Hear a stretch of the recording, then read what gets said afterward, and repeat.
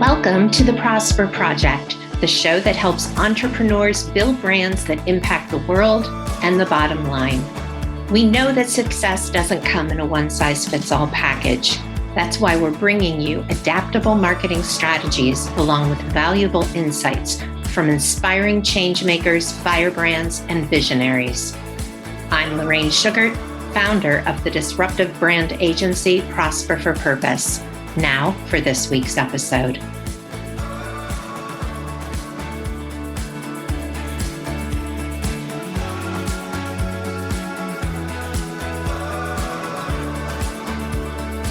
Hello, everyone, and welcome back to a special edition of the Prosper Project. Today, my guest is Ivan Anz. Ivan has been an entrepreneur since he was 7 years old, selling candy to his friends in Argentina. As he grew older, he continued his business efforts, and in 2014, not speaking a word of English, he brought his passion for helping to America. His intention helped lead him to the discovery of a unique approach to stabilize families in their own homes.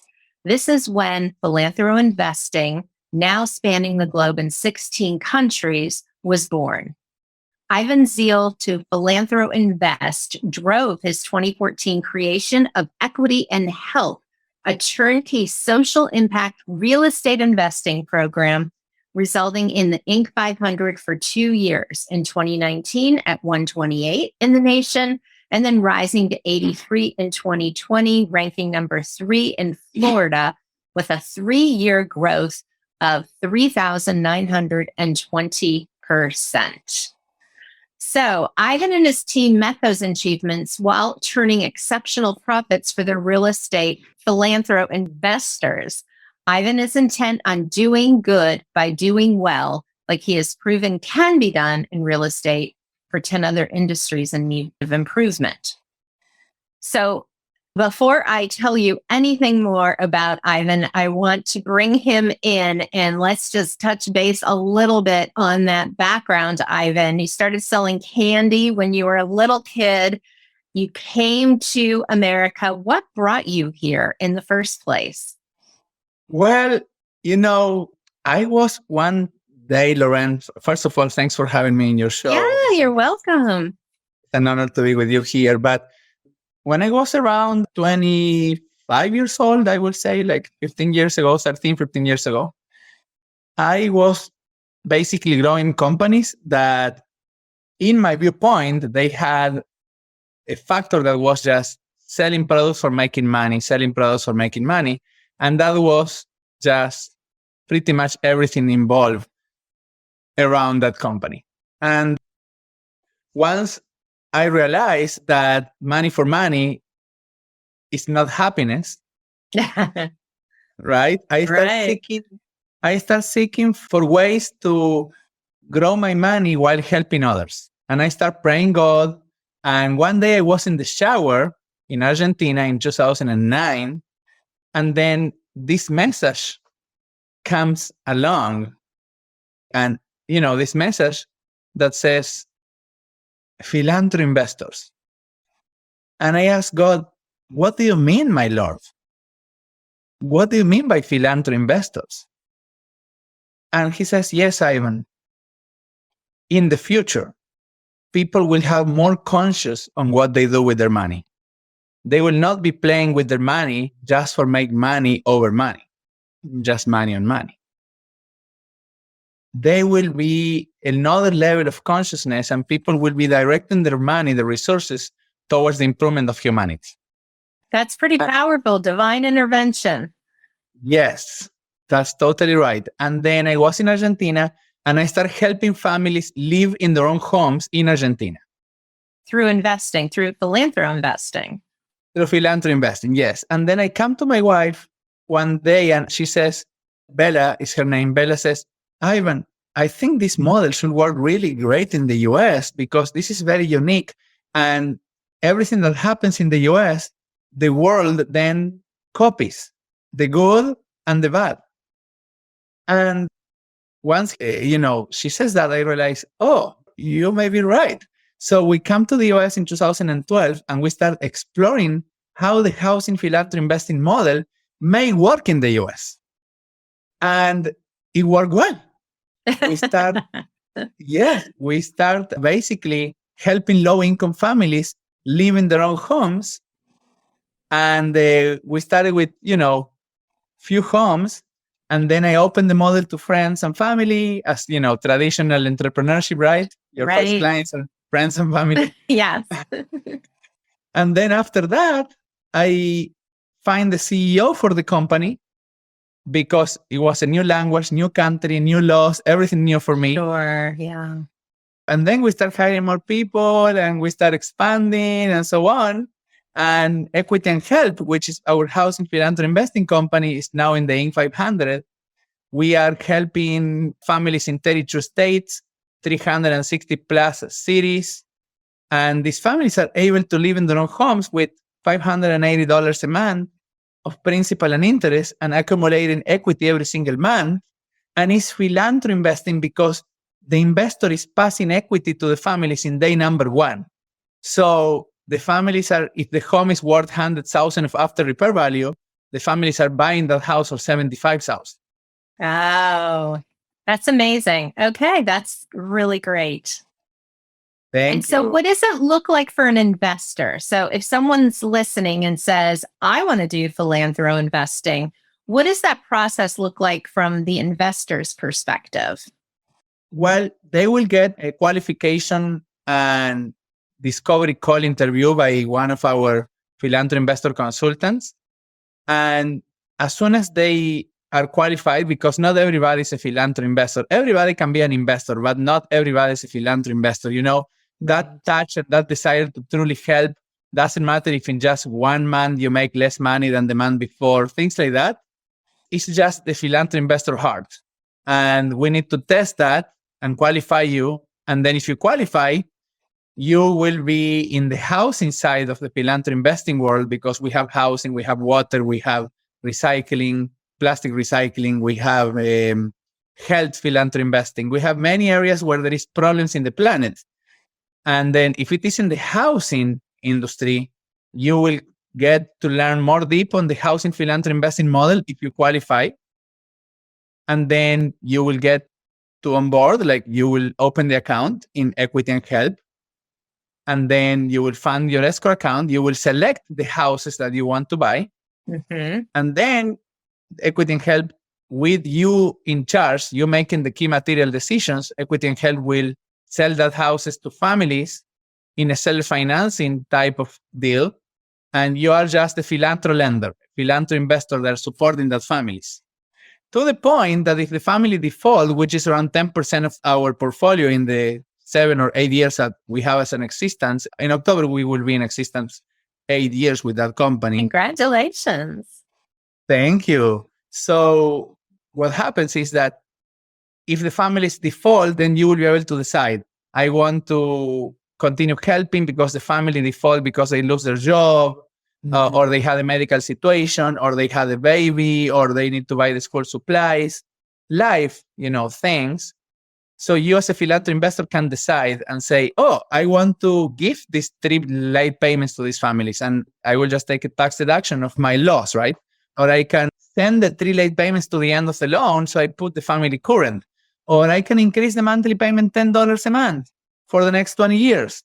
Or if I cannot do anything like that, if it is a good intention family, which we have 2 types, bad intentions and good intention families. Right. The good intention family, my company has a global philanthropic fund that will give you the money as a philanthropy investor so you keep your cash flow rolling, and we will finance to the families at the 0% interest rate for almost 2 years. Wow. That's amazing. Yes. So there is multiple ideas around the housing philanthropy investing model. So how do you find the families whose homes you invest in? So we advertise through social media in the area where the home is located. We have signs in the homes. We have a website. We advertise our own website. Sometimes families that live in that area refer us to another families. So it's a multiple inflow channels that we have. Okay, so it's not like you select specific communities and that's it. So you may designate certain communities that you want to help, but you're also open to people applying. Yes. That's really interesting. But you didn't stop at real estate, correct? It looks like my understanding is now that you have looked at 10 other industries that you believe can be improved through philanthroinvesting. Is that correct? That's totally correct, Lorraine. We have water philanthroinvesting now, environment or plastic recycling philanthroinvesting, and basically also we have health philanthroinvesting. That's really, really inspiring. What do you think has really been the driver for all of this work? What do you think really, is there something that happened in your childhood, or is this, I mean, I know there was a divine intervention. I hear that, but what do you think really drove you once you had that and you had that idea to leave your homeland and come to the United States where you didn't speak the language, you didn't understand the law? How did you kind of navigate all those, what most people would look at as roadblocks, to get to where you are and so quickly as well? Well, I think that the answer to that, Lorraine, is that part of it is divine intervention. And then the other thing is just a call for observing the truth of what is happening in the planet and wanting to see the planet improve. So it's my intention to see the planet improve, because when I observe to other top entrepreneurs that have a lot of resources, they are somehow thinking in their viewpoint, which is not wrong or right. It's just, in my viewpoint, it's a little too soon before we do other things. Like when I look at the top entrepreneurs, the ones that have the more money, the majority of them is trying to take us to other planets before we solve the issues in this planet. Right. It's like saying, hey, let's say that you had a child, right? And you, in the first 2 years, you mess up your child because you don't know how to be that. Just to put an example. So you're really doing it bad. And instead of learning first before having the next child, you just have the next child. Or you just go into racing cars and you just go and you race cars and you just crash the car and you don't. So instead of just getting good on that, you now wants to go and race motorcycles. Like instead of fixing this planet first, I think the correct sequence will be, let's fix the problem in this planet first before going and messing up another planet. I agree. I think there's a lot of opportunity to heal our planet and to make social change as well as an environmental change. So I really like that. And the whole philosophy of using your business as a force for good is certainly one that I can relate to, but you're making impact on such a large scale that it's really exciting. So you've got to feel really, I don't know if proud is the right word, but you do this with a lot of humility, but you've got to feel pretty proud of the fact that other people have shared your vision and wanted to be part of this movement, because it feels like a movement. It's happening, it's growing all the time. And now you're seeing the opportunity in related and unrelated industries where you can do more of the same. That's totally correct, Lorraine. That's the right path. Yeah. And so you and your wife have lived in the United States for how long at this point? Almost 10 years. Almost 10 years. And you're in Puerto Rico. Is that correct? Yeah, right now in Puerto Rico, yes. Yeah. And do you plan on staying in the United States for the foreseeable? No one can say forever, right? But does this feel like home now? What do you think? Yes, this feels like home. That's so much that I love, like the culture. I love, there is a lot of family culture in the US and patriot culture, right? Patriotic culture. And the resources of the country are just amazing and so on. So with PhilanthroInvestors, I want to help the world to shift into a more positive direction. I can do it anywhere in the world, but our base is the United States. Even our headquarters for equity and help is in Florida.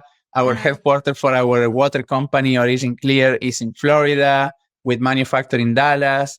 Our health PhilanthroInvesting company headquarters is in Utah. Our environmental recycling PhilanthroInvesting headquarters is in Dubai. And the reason is Dubai is because Dubai is the most conscious, together with Paris, are the most two conscious cities in the world for, plastic handling and waste handling and the prevention of the plastics, using going to the oceans and the nature and so on. That's wonderful. What were things that surprised you or that you learned along the way? What were the biggest lessons, I guess, in coming to the United States and bringing your business here? That this country, it allows you the possibility to grow even more of what you originally thought in your original vision as an entrepreneur. So don't limit yourself to your first vision as an entrepreneur, because if you get your word out and you allow the word of mouth of your project to roll, and you participate in events and you speak about your project and so on, and you hire the right team, your project should expand more than you envisioned in the beginning. I love that. Entrepreneurs, are you listening? So dream bigger, basically, right? Yes, that's totally right. I love it. That's great. So what is next for you? Like, what is, anything that you can tell us that's not private at this point about what does next year look like for the company? Well, we're going to be looking into multiple expansion in different areas, but Equity and Help is going to go international to not only help families in the US, but also help families in other areas of the world. And then PhilanthroInvestors is going to continue helping entrepreneurs in the areas of the main problems in the planet, which I call the life essentials areas. Oh, nice. So entrepreneurs that are looking for ways and have the technology to solve the pollution in the planet. There is entrepreneurs in the area of water, in the area of health, in the area of housing, in the area of animals, because the animal population is decreasing 70% in the last 50 years, and that's a problem. Technology to prevent the earthquakes and the natural disasters to kill people's lives. We will support that entrepreneurs. Technologies and entrepreneurs that have the way to solve the issue of illiteracy in the world. Wow. So yes, the main issues in the planet, and that's what PhilanthroInvestors looks like for the future. So I have to ask this question because it really blows my mind with all the things you have done and all the things you're laying out. Rumor has it that you invest only about 4 hours a month into growing your company. Is that true? Okay.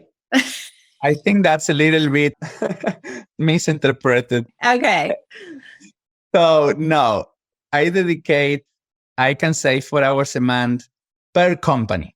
Per company. Okay. Yes, per company. That's correct. But that's still very little time. No, it's not, because in each of my companies, I have a CEO. Okay. So my time is dedicated between even 1 week being with the CEO and another week seeing how I can improve the future of the company, thinking in improving the company in the future and so on, or just meeting with that CEO for that company. Got it. So it's really hiring the right people that's critical to growing beyond what you originally imagined. Yes, that's correct. I am not the CEO for any of my companies. I am the founder, which is, you can also call me the Chief Dream Officer. I like that, the Chief Dream Officer. That's really, really good. Right? I do. I think that's great. So how do you find the right people, especially when you're not in your native country? How have you been able to do that so well? Well, it has happened in different areas. It has happened through referrals. It has happened through LinkedIn. I have found people on LinkedIn, through going to entrepreneurial events. Yeah, multiple ways. Okay. It's not one way. It's God sending them to me or something like that. I love that. Is there anything that I didn't ask you that you think is important to share with our audience? Well, that we have the Housing PhilanthroInvesting book that made the Amazon #1 bestseller in 3 categories this year. And so your audience can acquire the book. And that book is not about housing philanthroinvesting alone. It's a very unique, it has part of my life. It has entrepreneurial principles. It has investment principles that are very, very unique that you will not find anywhere else. I promise you. That's great. Well, we'll have to include a link to that book in the show notes. So by the time you're listening to this podcast, go to the show notes and we'll link to the book. I also know that you have a checklist that's free for people that's called the True Financial Freedom Checklist, and we will be linking to that as well. Exactly. And on that, you should be able to get it when you sign up, and you go and you sign up in philanthroinvestors.com and you request to get more information and so on and contact us. That checklist can be received as well. And then the other important point that I think you should ask is how PhilanthroInvestors expands across the world. Yeah, well, you hinted a little bit at that. So tell us, how do you plan and how can we be part of that spreading across the world? Yeah, so basically, how it has expanded and how it continues expanding is because we have a very unique program and career, which is called the PhilanthroInvestors Ambassadors. And we have ambassadors in 16 countries of the world.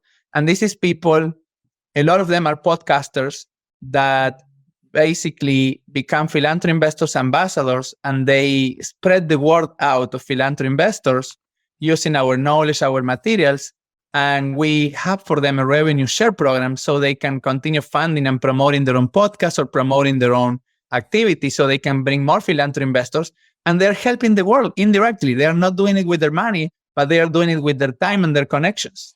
I love that. That's amazing. Communications as a force for good. That's correct. That's great. So I just have to say, I'm really inspired by the work that you're doing around the preservation of our waters and reducing plastic. I'm big fans of both of those. I think it's so important. But I want my last question to be a little bit personal because this is the Prosper Project. Ivan, I'd love to know what it means for you to prosper. For me to prosper, it means when I am giving, when I see that I am not only having, but only giving more spiritual enjoyment to the people that is around me. And I see their, not only mine, but their lives improve. And if I can see that I can be delivering smiles across my team, across my clients, across the people, that's basically prospering. And I see the world improving, right? And around that means prospering. Are you feeling that now at this stage of your journey? Yes, I am. Yes, I would hope so. Ivan, it's been so wonderful having you as a guest on the Prosper Project. I wish you every success, and I thank you so much for sharing your wisdom and your journey with us today. You're welcome, Lorraine, and have a wonderful week and year and life. Thank you. Ivan Anz, thank you so much. You're welcome.